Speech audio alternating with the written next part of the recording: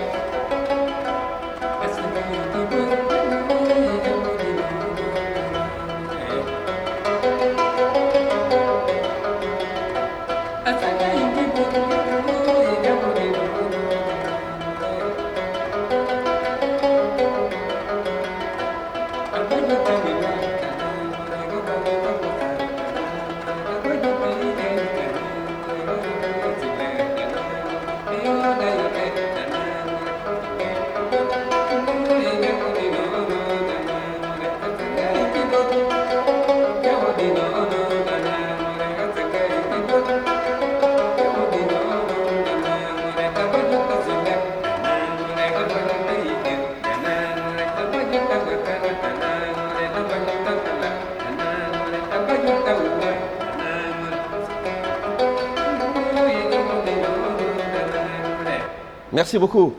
Il s'appelle Adama Sambou kon nag mbokk yi dégg ngeen li nga xamante ne loolu may instruments yi nga xamante ne boo ko déggee xel yi dafay dem ci Casamance et puis des na parce que nag am na yeneen instruments yoo xamante ne dinañ ko prochainement on aura l'occasion di leen déglu lu mel ni le balafon ça c'est important et tant d'autres instruments kon mbokk yi comme ni ma ko waxee tey nag ñu am mbégte lool nar a dalal le monsieur Malamine Mané salaamaaleykum monsieur Mané. maaleykum salaam. maa ngi lay nuyu bu baax a baax a baax. maa ngi lay fay bu baax a baax. alors Sagna. yow yaay secrétaire général fédération des artistes et acteurs culturels et bien de la région de Ziguinchor.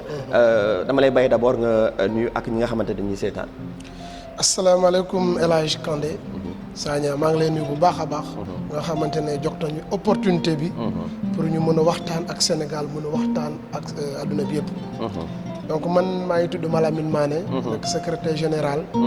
donc la fédération des artistes et acteurs culturels de la région de Ziguinchor. D'accord.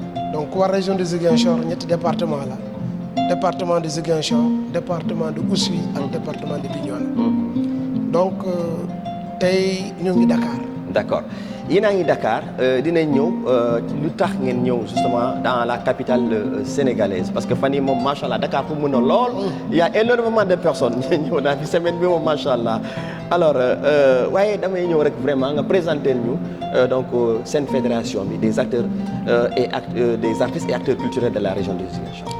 waaw loolu moom dinaa ci sawar lool El Hadj parce que xam nga secteur artistique secteur culturel dafa nag secteur bu doy waaru. doy waaru si lan parce que tout simplement ñun dañuy yaakaar ni dañoo fullalul trop secteur boobu te secteur boobu moo war a tax Sénégal suqaliku. c'est la culture parce que comme ni nga ko waxee si sa njëlbeen wax bi da nga ne carrément que aada ak cosaan. waay te nit bu amul aada amul cosaan. doo dara. te ñun daal dañoo xool ni que secteur bi dafa bëri ay en tout cas organisé wul bu baax. c'est ça depuis 2019 nag ñun Ziguinchor si lañ toog. mooy bi Covid bi amee situation bi métti lool parce que artistes yi acteurs culturels yi amuñu woon fu nga xamante mun nañ def prestation parce que instant boobu kenn talul lool. ñu ne il faut ñu xoolaat suñu bopp. suñu la ñu wootee ndaje bu mag.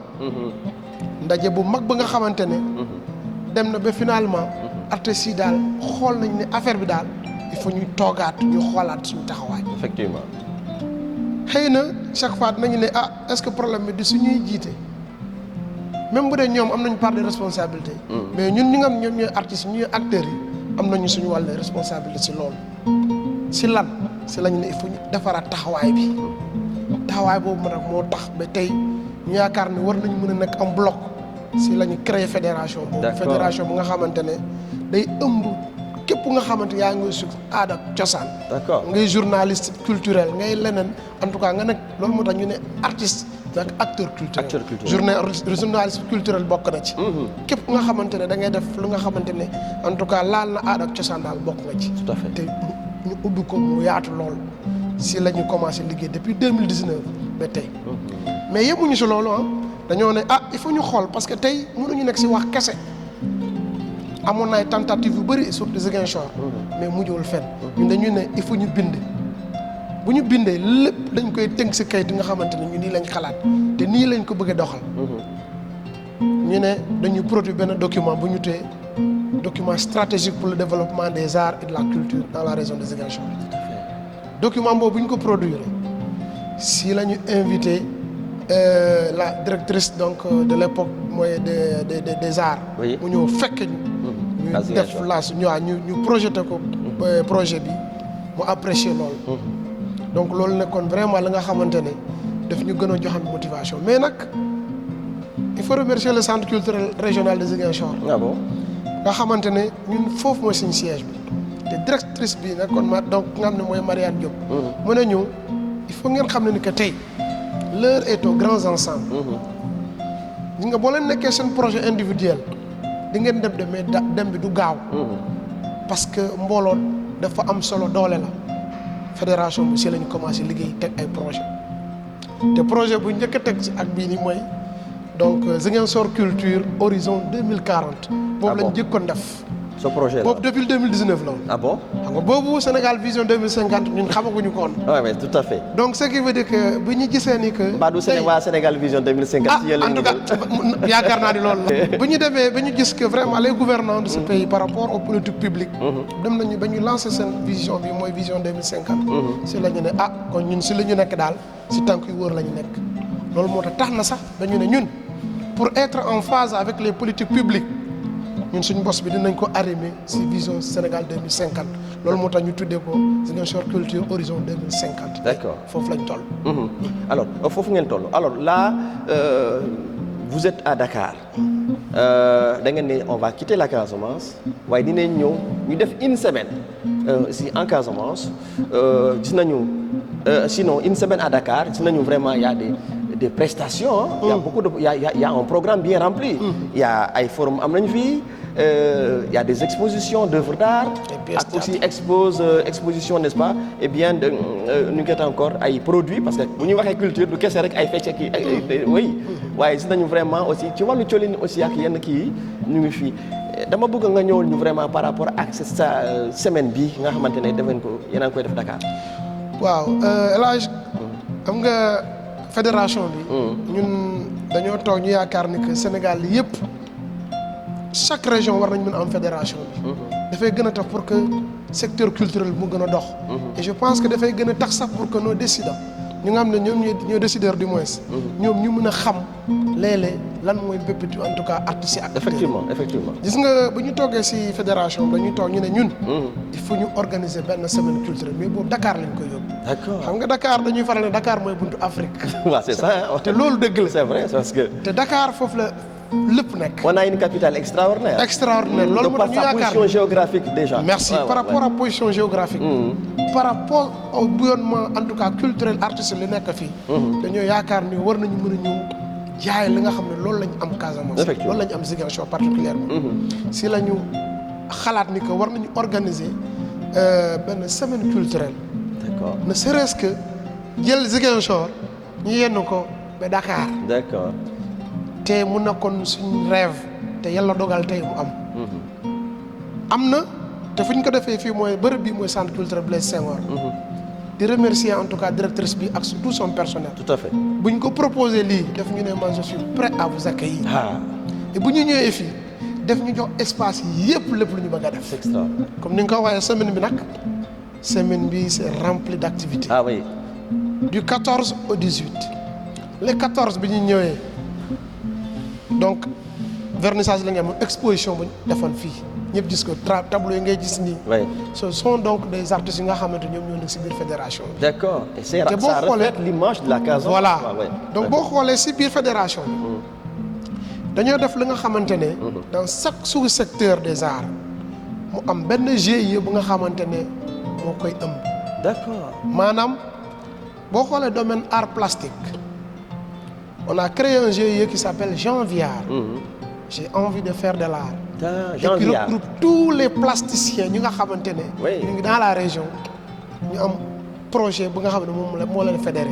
dañuy def ay exposition ñuy def ay résidences. ba pare ñu def exposition itinérante. première édition dañ ko def Cap Skirring deuxième édition def nañ ko Gambie. donc ñoom tableau yi ngay gis ni ñoom ñoo ko def.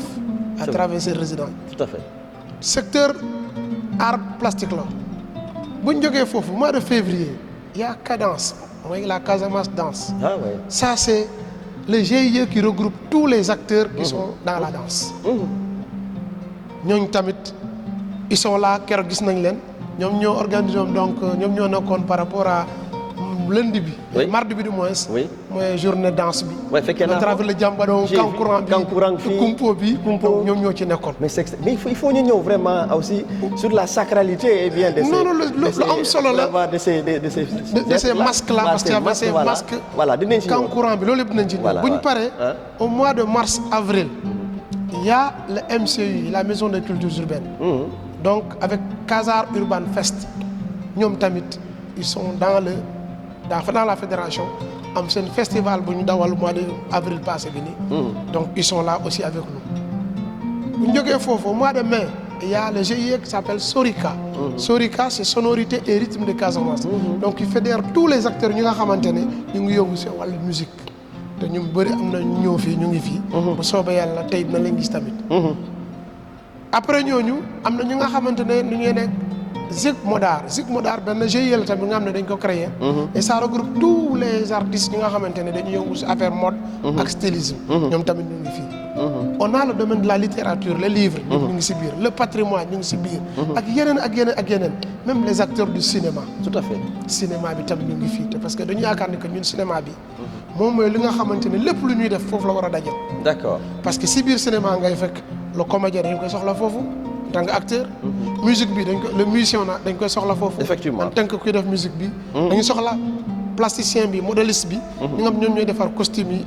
ak yooyu yëpp donc vraiment dañu yaakaar loolu war nañ ko mën a def à travers donc le Made in Ziguinchor. tout à fait da nga xamante ne cette musique là da nga xam ne loolu mooy nekk si film yi si série yi. dana nekk une musique qui sera vraiment de Ziguinchor de la région. à travers ces instruments. qui sont là et continue bi xam nga à travers kora bi à travers le sax même bu dee c'est pas un instrument bu nga ne seen mais aujourd'hui il faut comprendre que te di nga nangu loolu que instrument bi tey. instrument bi joolaa lay lakk. effectivement ça parle pas jëmee bu mu ëffee affaire bi. da ngay sentir ni que joolaa pire lay lakk. donc instrument bi. c'est pour dire que ñun tey on a montré au tubaab que tey. instrument bi. saxophone la mais il est devenu un instrument typiquement. Casamance Ziguinchorois. parce que lakk ba muy lakk. lakk joolaa bi. d'ailleurs vrai bëgg naa donc avec la complicité de Adama donc de Amadou vraiment. Saxophoniste bi ñëwaat encore vraiment parce que autant parce que on parle d'un artiste boo xamante ne yàlla ko yàlla yërëm mooy Jimi Mbaye du Super Étoile gis nañu lu mu doon def ak guitare da ngay dégg vraiment le son du xalam ci biir mais effectivement comme li nga wax rek saxo tey bu ñu jouer tu sens vraiment cette originalité casamançaise te xel yi dafay dem et tu sais que ça fait effectivement aussi le charme et bien du 12e Gaïndé parce que quand les lions de la terre la fu ñu mënti dem aussi quand ça joue mais dem nañ ba finalement CAF dañu leen décerner un prix donc dama bëgg vraiment monsieur le gars de la saxo mu ñëwaat encore defal ñu benn prestation vraiment ci boobu noonu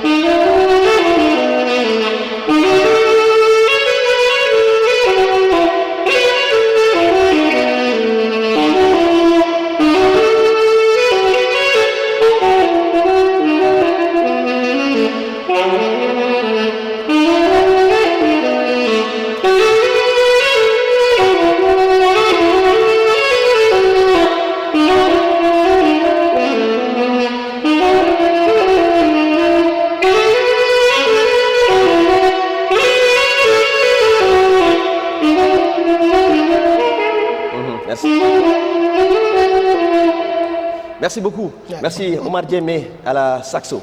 Alors yaa ngi dégg vraiment Diémé lu mu joué.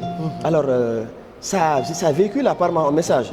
Tout à fait. Oui. Parce que instrument bi tey. bien que du origine africaine mais il l'a naturalisé tey. parce que man su ma ko déggee dama sama xel day dem ci jembereng dafay dem ci conke sil. xam nga instrument de musique. oui dafa am langage bu muy am. dafa am langage oui. langage la te je pense que langage boobu mooy instrument boo gis rek langage am lay am. mais surtout nos instruments traditionnels. te fu mu nekk nii moom foofu la teg sax. foofu la teg loolu moo tax bu tegee air bi rek. yow da ngay comprendre que lii. c'est un instrument boo dañ ko naturaliser ba pare. et que air yi ngay dégg ça nous touche vraiment au fond de nous-mêmes. Mais bien sûr c'est une très belle mélodie parce que man ñëwoon naa fi keroog ma gis mais il y avait la foule il y avait du monde. donc lii dafay wane donc l'originalité. alors maintenant l'organisation eh bien de la fédération des artistes et acteurs culturels de Ziguinchor bëgg naa nga ñëwal ma ci seen organisation. mais au-delà même de l'organisation. kañ ngeen créé donc yàggul bi ngeen ko créé 2019 la voilà bëgg naa vraiment entre 2019 ak tey 2025 lan ngeen jot a def. organisation bi ak aussi réalisation yi ngeen jot a def. donc organisation bi. donc boo xoolee fédération bi ñu ko taxawale. donc à la tête il y a un coordinateur. coordinateur mooy Djibril Goudiaby. Djibril Goudiaby. Djibril Goudiaby il a un adjoint. et après il y a un secrétariat man maay secrétaire général bi. d'accord et j'ai un adjoint mu am un trésorier. et mu am voilà les différentes commissions mais ñun dans le plan organisationnel on s'est dit que cër bi dañ ko jox sur les GIE qui sont à l'intérieur. ah mais c'est extraordinaire. parce que fédération bi dina porter yeneen activité d'envergure mais à l'intérieur ñi nga xam ne ñoom ñooy gën a gérer activité ñoom ces entités là yu nekk ci biir maanaam Cadence Sorica Jean Viard comme ni ñu ko defee vous avez vu que exposition bi bu ñu ñëwee fii Jean Viard ñoo koy gérer. parce que ce sont eux qui s'activent autour de l'art plastique. ah d'accord bu ñu eggee bu ñu waree interpeller des danseurs. le responsable Dembo Dabo dañ koy ne Dembo. oui Dabo parce que lii ak lii la ñu soxla ci ci prestation bi. oui on a besoin que les danseurs ñu kii. moom donc loolu daf ñu faciliter. donc c'est bien organisé. c'est bien organisé et ainsi de suite. ah ben oui d'accord. donc loolu la parce que ñun pour ñun. waaw ça permet loo gis rek mu am bopp. te bu amee bopp dafay facile nga communiquer ak nit ñi. d'accord il suffit que nga laal responsable rek day dem donc chaque structure dafa am un responsable. et ça permet aux gens de distiller l'information facilement et ñuy dem. donc vous avez parlé de Ziguinchor de Oussouye et de Bignona. bi si nekk Ziguinchor à lui seul dafa yaatu. waxuma la Ziguinchor waaye Bignona ak Oussouye ndax am ngeen yenn prestation yi ngeen jot a def foofu. waaw bon ba ñu doon. même si l'association yàggul noonu. waaw yàggul noonu. au niveau de chaque département. dafa am des responsables yi nga xam ne ñu ngi ci bureau bi. d'accord fédération ok ça c'est pour pouvoir faire passer l'information bu ñu soxla. donc loolu léegi li dina am ay activités yi nga xam ne bu ñu ko bëggee def.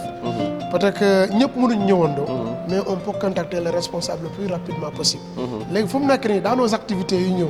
loolu moo tax loolu moo tax bu may commencé wax ci dama ne. njëlbeen que département yooyu parce que je pense que la région c'est ces 3 départements. te ñun c'est pour aller dans le sens de décentraliser yeneen événement c'est pas Ziguinchor kese lay am. mais yeneen entité bu ñu waree organiser seen yeneen festival. je prends le cas de Sorica. donc les acteurs ont dit que seen festival bi de temps en temps day nekk lu nga xam day tourner dans les 3 départements. donc loolu ça permet que affaire bi du Ziguinchor kese mais mën nañ ko yóbbu Bignona. comme mën nañ ko yóbbu Oussouye. et ainsi de suite dans les 3. mais lan mooy seen secret parce que moi j'ai vu vous êtes à Dakar. loin de Ziguinchor loin de Bignona loin de Oussouye. vous êtes à Dakar lan mooy seen secret parce que li ma gis vraiment ci foule bi ak nit ñi waxuma la sa prestation mais j'ai vu beaucoup de choses j'ai vu du monde quoi yéen lan mooy seen secret yéen. waaw bon xam naa. non mais parce que je le dis parce que secret bi. xam nga as fédération bi juddoo yàggul même pas 10 ans. mais tey vraiment gis nañu vraiment l'excellent travail boo nga xamante ne def nañu ko et au point que vraiment nit ñi bëri nañ trop y a une influence en famille au centre culturel des Senghor. et je pense que lu koy firndeel mooy que fédération bi rek ñun lu ñu ciy wax. mooy nañu booloo te xol yi doon benn. xam nga bu xoolee doon benn rek. yàlla sax moom mooy ubbeeku ci yéen. c'est vrai. je pense que loolu réussir nañ ko te bu ñu boolee rek boole xol yi rek. xoolal la ñu am te avec le centre culturel Blaise Senghor. vraiment mu yaatal ñu fii. absolument. te xam ngeen déjà Blaise Senghor c'est un milieu bu nga xamante très fréquentable. Ah mais bien sûr. te aussi on a des réseaux. nga xamante ne nos parents du sud qui sont là ak seen i morom ñi nga xamante ne ay artistes la ba ñu xam ne fonk nañu aada ak cosaan. ñun ñëpp dañu leen saisir ne leen. C'est vrai. activité bi la ñuy indi fii. li nga xam ne gëj nañ ko gis. C'est vrai. te dañu leen koy indi fii. C'est vrai. peut-être que du yomb su ñoom pour ñu déplacer wu dem di Ziguinchor à chaque fois. mais tey ñu indi leen donc loolu yëpp bokk na ci plan de communication bi nga xam ne lan lañ ko même s'il y a vraiment des imperfections encore parce que c'est une première édition il faut le dire. et nous comptons donc fu mu nekk nii lu ñu nekk di dérouler ñu ngi koy gis te on est en train de prendre bonne note pour que l'année prochaine ñu mën a corriger lu bëri. pour que affaire bi mën a am dayoo ba nga xam ne ñun loolu la ñu Mais vous comptez aussi mettre en place à Ziguinchor, je pense, un projet, donc un centre culturel du genre wala. waaw parce que loolu boo y a Parce que maa ngi dégg keroog président di ko wax. y a deux aspects deux axes nga xamante ne Ouais. très très important ci suñu projet boobu. mooy le centre écotouristique Justement. bu ñu tudd C7 sànq maa ngi ko doon gars yi C7. boo ko waree wax ci Joola C7 veut dire le 7. dafa 7. C7. C7. Ah, Joola on dit C7 7 waaw c'est waaw, propre. waaw, waaw. Et le centre boobu c'est un centre écotouristique et ñun on pense que l'art aussi doit jouer son rôle dans l'environnement. Environnement bu ñu yor environnement bi ça nous parle. C'est vrai. dañu war a communiquer suñu environnement bi xam nga tey léeg-léeg moi je dis aux gens c'est comme par exemple nga jëm dans la région de Casamance. c'est une zone bu nga xam ne y a beaucoup de palmiers. C'est vrai. nga ne da ngay gor palmiers yëpp. xam nga environnement yaa ngi koy yàq. yaa ngi ko yàq kay. parce que le vin là du kenn du ko amati. Ah ouais. te le vin dafa am solo. Ouais. ci suñu environnement bi. parce que il y a encore des gens qui pratiquent la religion traditionnelle. Traditionnelle. ñi nga xamante ni quand on demande la main d'une fille sëng bi dafa bokk li nga xamante dafa war a bokk ci doon. C'est vrai, c'est vrai. et que loolu bu amatul est-ce que c'est pas un pan de notre histoire qui va partir. Surtout aussi avec aussi l'huile de palme. l'huile de palme. Mais nga cité que pour yooyu rek. Il y a le fitaf aussi. Fitaf yi kenn du ko amaat. D'ailleurs je vois que voilà Voilà. indi ngeen parce qu'on parle de culture bëgg naa nga wax ci loolu parce que vous avez préparé la. non maa ngi ciy ñëw El Hadj Oui. parce que tey loolu ça me permet ma Oui. dem directement Oui, ci tout à fait. aspect art culinaire bu nga xamante ne Oui, tout à fait. dafa bokk ci suñu projet un autre aspect de l'art. il y a aussi ce volet là art culinaire loolu moo tax ça nous permet ñu remercier tey l'ONG bu ñu tuddee GRDR D'accord. nga xamante ne dafa yëgal liggéey pendant 30 ans ñu ngi Ziguinchor ils sont en train d'organiser des femmes ñu nga xamante ne ñoom la ñu indi par rapport au consommé local D'accord. Il te faut boo l'encourager. gisee ñoom ñoo yor ni restauration bi te xam naa ni fii tëf et toja yooyu la ñuy def Waaw. te ñoom seen togg bi du am bouillon mais tout est naturel D'accord. loolu moo tax ñu indi femmes yooyu pour ñu wane ni que donc voilà la richesse que nous avons en Casamance donc lépp dañ koy indi fii pour ñu mën ko teg donc si on travaille en tout cas dans une symbiose dans une parfaite harmonie donc di nga gis que art bi ak aada ak cosaan bi dina mën a sukkaliku Non, dafa yaatu te sax. environnement bi dañ ko war a mën a kii gis nga projet centre écotourisme boobu Oui. ñun dañu yaakaar ni que c'est vrai chaque fois dinañ dem laaj ñun en tant que fédération soxla ay subvention mais centre bu ñu ko defee parce que lu ñu soraale ci biir centre bi dafa bëri dafa war a am ay salles de répétition dafa war a am ay salles yu nga xam ne bu ñu soxlee résidence mais aussi ay salles yu nga xamante ne mën nañ ko louer ay nit mais dina am studio yooyu yëpp pour mën a permettre ñun ñu mën a am suñu autofinancement aussi C'est vrai, c'est vrai. mais l'autre aspect mooy lan mooy la scène mouvante Oui, c'est vrai. xam nga Ziguinchor dafa am chance am fleuve te ñu pensons que fleuve boobu dañ ko war a mettre en valeur D'accord. pour ceux qui connaissent la France à travers donc la Seine Absolument.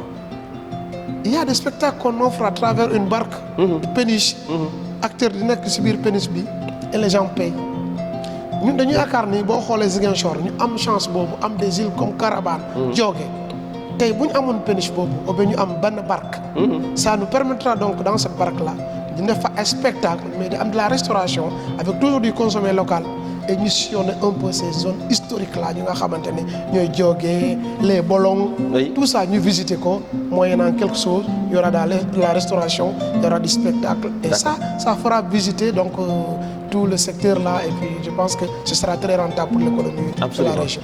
C'est important. Alors sànq dañ doon déglu donc saxo bi. Et ça me Waaw. permet Oui. nga baal ma Waaw. mu ne la il faut ñu remercier suñu partenaire bu nga xam ne mooy agence sénégalaise dinañ ci de promotion touristique. bëgg naa ñu ñëw ci. Voilà. on va y revenir Inch'Allah. parce que ça c'est extrêmement important. waaye maa ngi la doon wax ne vraiment dégg nañu la prestation n'est-ce pas et bien de Saxo waaye dinañ ñëwaat encore parce que ndax bu ñu waxee la Casamance aussi. dañuy wax vraiment li nga xamante ne loolu mooy kora. alors cet instrument qui date de très longtemps. depuis ay Soumdiata Keita et Soumaoro Kanté mais aujourd'hui la Casamance qui a une très forte communauté mandingue, le mandé qui se trouve n'est-ce pas dans la région sud et ce qui fait encore une fois eh bien la richesse eh bien de cette culture casamançaise. Kora la ñuy wax on va écouter quelques notes n'est-ce pas de kora ki nga xamante ne moom mooy au niveau de la kora c'est Bamba Konté Bamba bismillah.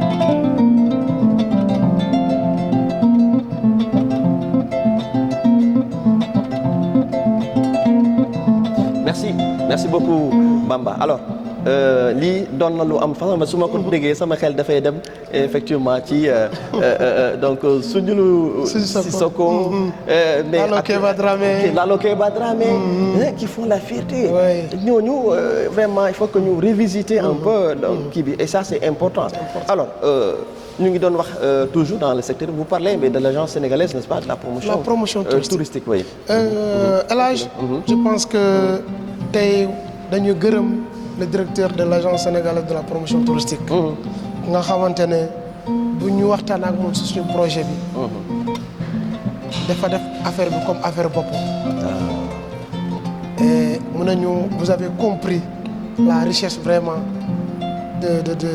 de la Casamance surtout de Ziguinchor et que tey ce que vous êtes en train de faire à travers la culture ça favorisera vraiment l'essor du tourisme te ñu ngi koy remercier bu baax a baax keroog ci forum bi daf ñu yebaloon madame Ndiaye moo ñëw teewal fii à travers 2 vidéos yi nga xamante ne ndeysaan bu ñu seetaane vidéo yooyu ça nous a plongé dans notre tendre enfance et ça nous a rappelé beaucoup de choses de cette région. Vous faites un excellent travail parce que vous les artistes xam nga dañuy naan destination Sénégal te nag aussi il faut effectivement vendre l'image du Sénégal te loolu lu am solo la parce que la culture ça transcende même les frontières. Tout à fait. Donc tey jii ñu ngi wax la Casamance mais on est là mais keroog dama gis vraiment d'autres nationalités yoo xamante ne ñëw nañu assister seen programme. Alors les acteurs à Ziguinchor ne manquent pas d'acteurs culturels. Moi j'en connais quelques-uns. Abdoulaye Sidibé. Avec le groupe Taring Taring. bu nekkoon foofu ah. Donc il y a aussi les frères Touré Kunda. Qui ont fait la fierté wax ma la sa Casamance. Mais c'est voilà partout mais Ousmane Sembène dans le domaine du cinéma. Bon bëri nañu parce que tey bu ma toogoon di lim. Donc ça c'est important aussi. lu am solo. donc Ziguinchor nag je pense que sens boobu la ñu am. tey ci wàllu musique je pense que Touré Kunda tey mën naa ne. parce que ñoo fi njëkk dugal disque d'or au Sénégal. si Touré Kunda. Ousmane Sembène. oui. et ñun ñëpp je pense que lu may wax à la jeune génération là ñun on n'a pas le droit à l'erreur. D'accord. On doit maintenir ce flambeau là. Parce que la barre a été mise très haut. Non ñoom fu ñu dañu yëkkati barre bi. donc loolu moo tax damay ne ñun war nañu mën a liggéey pour maintenir ce flambeau là parce que am na li nga xamante ñoom teg nañ ko fii. Mais est-ce que vous avez d'abord le soutien des cadres casamançais, ça c'est une première chose, mais aussi de l'État du Sénégal à travers le ministère de la Culture qui coiffe tout. Est-ce que vous avez ce soutien? Oui ministère ñu ngi koy gërëm bu baax a baax. Je pense que gis nga bu ñuy soog a fal le gouvernement. De Diomaye hein? Oui de Diomaye. Ouais. Et madame donc la ministre donc de la jeunesse, des sports et de la culture en compagnie donc de son secrétaire d'État monsieur Bakary Sarr. Ils ont fait le tour du Sénégal pour rencontrer les acteurs culturels. D'accord. Et je pense que keroog bu ñu ñëwee centre culturel ils nous ont trouvés là-bas. mais bu ñu fekkee foofu. jour boobu lañ leen présenté li ñu nekkoon di def. ndekete ministre bi dégg nañ ñu bu baax. daf ñu déglu et c'est que ñii li ñu teg nii en tout cas luy jëm kanam la. et depuis lors ñun on a pas cessé donc de maintenir les contacts. c'est vrai. et le ministre donc chargé secrétaire d'État en charge de la culture. monsieur Bakar Sarr bu mu ñëwee lors d'une visite dans la région sud. def nañ tout ba ñu daje ak moom toog ak moom. d'accord discuter autour de ce projet. qu'il apprécie beaucoup. d'accord te ñu ngi koy gërëm te le ministère mu ñuy bàyyi xel. maintenant au niveau local ça reste parce que au niveau de la région de Ziguinchor avec la commune la mairie donc waxtaan nañu ak ñoom ci projet bi. le conseil départemental ñoom tamit xam nañ ci dara et je pense que rek lu bees la. mu ngi ñëw. mais actuellement ñu ngi comprendre bu baax suñu demande. mais il faut aller un peu plus monsieur Mané. oui xam naa dañuy dem un peu plus donc haut que ça parce que aujourd'hui il y a la vision 2050 n'est-ce pas donc cette vision du président Bassirou Diomaye Faye.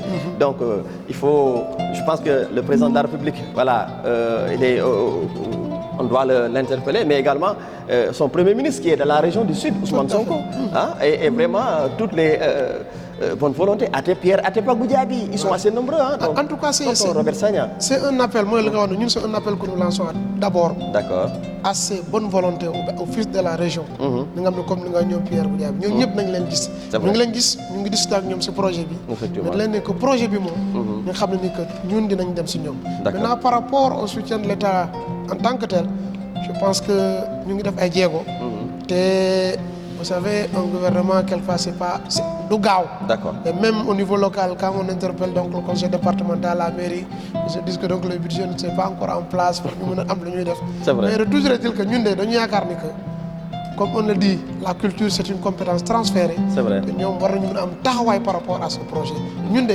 message boobu lañ leen lancé ñu xam ne que projet bi. ñu def ko seen projet la. ñoom il doit porter ce projet là. ñun ne serait-ce que le portage institutionnel bu ñu ko defee rek ñun ñu am jàmm. D'accord voilà alors je pense que dañuy delluwaat vraiment ci beneen instrument bi nga xamante ne vraiment donc dañ koy déglu parce que nag déglu nañu kora bi donc Bamba Conté donc ñëw na ci bu baax a baax waaye itam déglu nañu li nga xamante ne loolu mooy saxo bi waaye on va venir donc ci accounting. Accounting je pense que il y a monsieur Samou qui est là mu waajal vraiment accounting su ko defee avec quelques notes su ko defee aussi ñu pour le plaisir ñi nga xamante ne ñuy seetaan puisque nag tey moom on est vraiment en plein cœur n'est-ce pas de la Casamance voilà bismillah.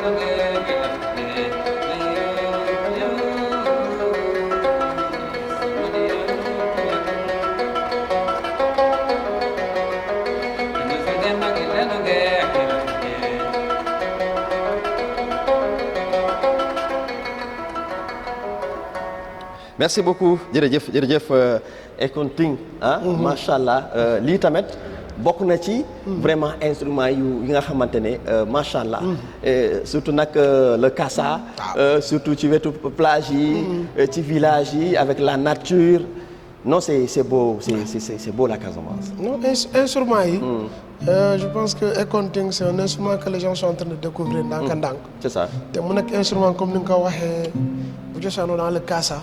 c'est un instrument pentatonique boo ko déglee. mais richesse bu mu am tamit moom. kenn du ko naatable je pense que voilà. di gërëm aussi le doyen. oui yi nga xamante ne. Adama Samb voilà mu ngi téye aussi affaire bi. tout à fait. je pense que voilà am solo. voilà monsieur Mané daanaka émission bi jeex na. waaye xam naa ni moom dañ koy daal di tëj rek. voilà. sama kaddu bu nga xam ne moom laay lancé. mooy fekk ma interpellé rek. oui. mooy di naan en tout cas suñu autorité yi. nañ ñu gën a jàppale parce que ñun on pense que on doit révolutionner le secteur de l'art et de la culture. acteurs yi seen bopp. nañu xalaat ay projets yu nga xam ne c'est structurant ñu teg. ñu mën a dem. mais nañu bàyyi souvent yu nga xamante ne c'est pour gérer un problème individuel parce que les impacts doivent être réels. man je me dis te si l'Afrique a donné au reste du monde. C'est par sa culture. D'ailleurs, je ne vous coupe pas, mais il y a un aspect là, balaa ma koy fàtte. Parce qu'aujourd'hui, c'est une région qui a été déchirée pendant des années par le conflit Casamance. En quoi aujourd'hui, sinon, quel a été l'apport de la culture justement pour le retour de la paix? mais keroog maa ngi ko doon wax gars yi. waaw. si forum bi ma ne tey. pour nga xam ne ñun rôle bu ñuy jouer en tant qu'acteur. xam nga Ziguinchor qui a connu 30 ans de ni guerre ni paix. Vraiment. mun na kon période yu métti. des villages qui étaient complètement abandonnés. Absolument. nit ñi bàyyi foofu seen jiw lépp lañ fa bàyyi. dem dëkk feneen. mais quand on est parti à une année où vraiment on a senti une accalmie ñu yaakaar nit ñi war nañu mën a dellu mais c'est les acteurs qui ont été au premier rang. C'est vrai. après l'armée parce que yóbbu nit ñi fa nga xamante ne ay bal rek ñoo fa doon sàmm. après nga yóbbu leen pour nga dalal seen xel. c'est des artistes à qui on a fait recours par le théâtre. C'est vrai. Pour faire rire aux gens, pour faire oublier tout ça. Vraiment. Par la musique. Pour que ñi ñi ñeme delloo fu ñu nekk. donc acteurs ñoo nekkoon foofu. loolu moo tax mën a donc ñun suñu rôle du rôle bu ndaw. dëgg la. donc on a joué ces premiers rôles là. loolu moo tax je pense que dans le dispositif. effectivement. art bi dafa war a nga xam dañ ko war a jàppale. waaw culture bi c'est un secteur qu'on doit vraiment soutenir. nos autorités war nañ ci taxaw bu baax. monsieur Mané merci. fa may jeexale rek. voilà comme ni may remercier le centre culturel régional de Ziguinchor. oui. remercier le centre culturel régional de Blaise Senghor de Dakar. Oui. les partenaires GRDR. l'ASPT, l'Agence sénégalaise de la promotion touristique. En tout cas leen neel merci beaucoup et le ministère de la culture, le ministère de la jeunesse, des sports et de la culture ñu ngi leen di jaajëfal bu baax a baax. encore une fois El Hadj Sagna maa ngi lay nuyu bu baax a baax. ak sa caméraman bi Amadou Ba. oui ñu ngi leen jaajëf. c'est des gens de l'ombre. ñoom ñoo tax lépp rafet. voilà mais aussi. suñu artistes yi. oui et ça ce sont des doyens. effectivement le plus jeune c'est Bamba. oui Bamba oui. et Bamba tamit. plus jeune. mais il a compris que instrument bi fa ñu téye ko. maa ngi dégg sax muy laal ci suuf. Samba mi ñoom ba mais pas yi moom. ñun dañu leen ñaan gudd fan. ak wér gu yaram. tout à fait. asalaamaaleykum. maa ngi leen nuyu bu baax a baax. merci beaucoup. merci beaucoup.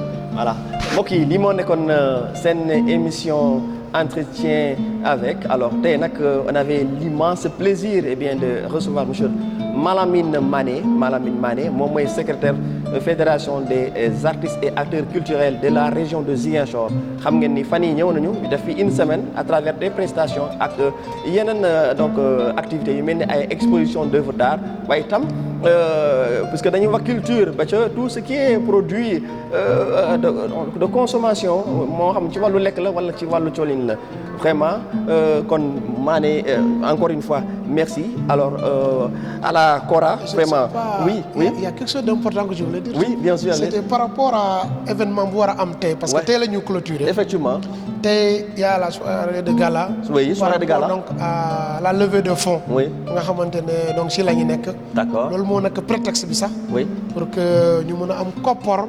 oui pour ñu mën a commencer liggéey ba projet ba nga xam mais bien sûr ne moom la ñu décliner sànq. voilà tey am na lépp. voilà donc l'animation. des sketchs de la musique. de la danse. merci beaucoup inchallah d'accord merci en tout cas monsieur Mané jërëjëf ñu ngi sant di gërëm également directrice centre culturel Blaise Senghor ndax nag émission bi foofu lañ ko déroulé waaye itam pour avoir permis à ces artistes de la région sud eh bien de venir faire ce qu'ils doivent faire fii nii ñu ngi sant di gërëm également donc l'ensemble des membres de votre fédération je pense à monsieur donc Dabo Dembo Dabo waaye itam Djibril Mané ak turandooram également Djibril Goudiaby defe naa moom mooy président bi waaye di sant également donc Sadio Bodian pour la coordination donc di remercier ñëpp vraiment parce que ku lim juum ñu ngi nuyu vraiment les populations de la région sud et bien de la Casamance un peu partout waaye partout ñu nga xamante ni seetaan au Sénégal et dans le monde merci à la Kora il y avait Bamba donc Conté Saxo il y avait donc Omar Djemé mais également au niveau eh bien de Ekonting Adama Sambou Amadou Ba merci et on va se retrouver donc très prochainement dans un nouveau numéro de votre émission Entretien avec. Passez d'excellents moments en compagnie de nos programmes. Au revoir.